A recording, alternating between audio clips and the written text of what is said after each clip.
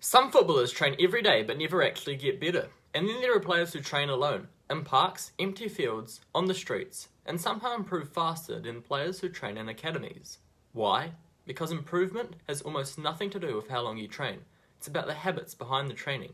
Today, I'm giving you 7 pro-level habits you can steal right now to improve 10 times faster, even if you train completely alone. Follow these, and within a week you'll feel different.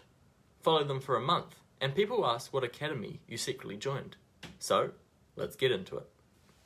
Most young players think that training has to be one big 1 to 2 hour session, but players don't train that way. The pros have 20 to 30 minute blocks throughout the day focused on one thing. Why this works is because your brain learns skills best in small, repeated exposures. Your body recovers faster and you avoid burnout. You get more total touches without long sessions draining your energy. Micro sessions change everything, which is why the pros do this. The next habit is the film yourself every week habit. You cannot improve quickly if you don't know what you actually look like when you play. The camera doesn't lie. Academy players get constant analysis. You, training alone, have to create it yourself. Every week, film yourself.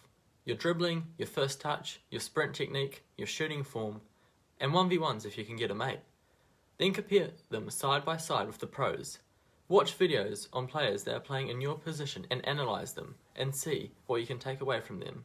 At first, when you're watching yourself on camera, it may feel awkward, but very quickly you'll notice things that no coach has ever said to you. The camera becomes your private coach. This is why lone trainers who film themselves progress faster than players who just repeat drills without feedback. The next habit is working on developing that weak foot. Every pro has a routine for building their weak foot. Every amateur ignores it indefinitely. At the start of every session, the first 50 touches must be weak foot only, not at the end and not when you feel like it, at the start. Why? Because this is when you form real, neutral connections. If you only train your weak foot when you're tired, you'll never improve.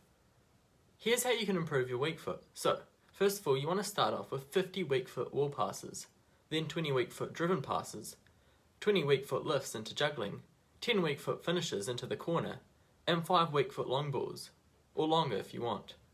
Do this for 1 week.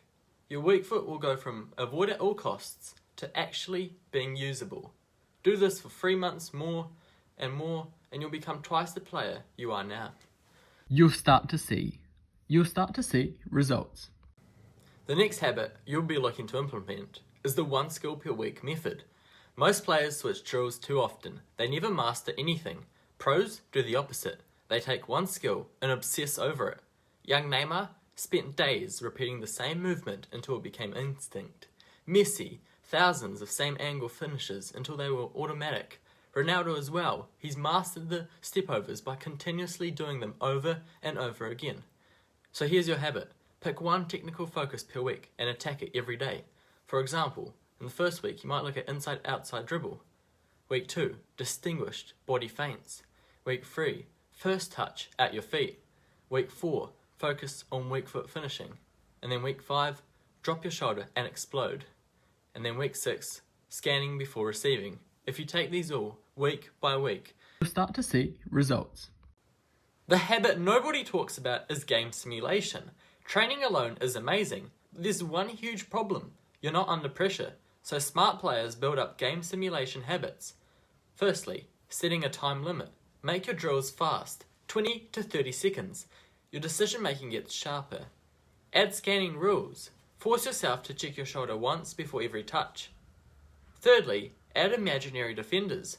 Pick cones or shadows and create scenarios. Defenders on your left shoulder, outside space open. Defender tight, turn quickly. Also, adding fatigue into your drills. Do a 20-meter sprint before shooting. When you're tired and you're really fatigued and you start doing this, then that's more game realistic than just fully recovered, going for shots when you haven't done anything. When you practice the way you play, your match performance goes up. Another habit that separates the pros from the amateurs. This one is boring. Most players skip it, but it's the reason pros stay consistent. A written training log. After every session, write what drills you did, what felt good, what felt bad. What's one thing you want to fix tomorrow, how your body feels, and 1 win you had today. This does 2 things. Firstly, it gives you objective evidence you're improving. When motivation drops, you look back and see your progress. 2. It creates compounding improvement. Every day you fix one thing. Small fixes then become massive upgrades. Players who do this, they never stagnate. They always know their direction. They improve faster than the other players in their team. Most young players try to get faster by doing random sprint drills. They run suicides, they run laps, they do cone zigzag, and they wonder why they're still slow in matches. But here's the truth, that every pro knows. Speed comes from strength. Your explosiveness, your ability to burst past defenders, win 1v1s, and accelerate in the first 5 meters, comes from how strong your legs, hips, and core are. Because when you sprint, you're not just running fast. You're pushing the ground away as hard and as quickly as possible. And if your legs can't produce enough force, you literally cannot get faster. The good news? You don't need a gym. You don't even need machinery or any equipment. You can build elite level explosiveness completely alone, at home. Alright guys, most footballers wait for the perfect situation, a team, a coach, an academy, and great facilities.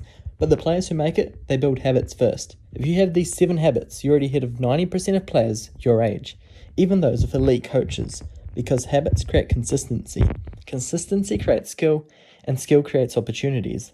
Whether you train in a stadium, a backyard, or an empty park with no cones, these habits will make you dangerous. If you want more videos like this, hit the like button and subscribe, and drop a comment telling me which of the 7 habits you're going to start this week. I'll see you guys in the next one.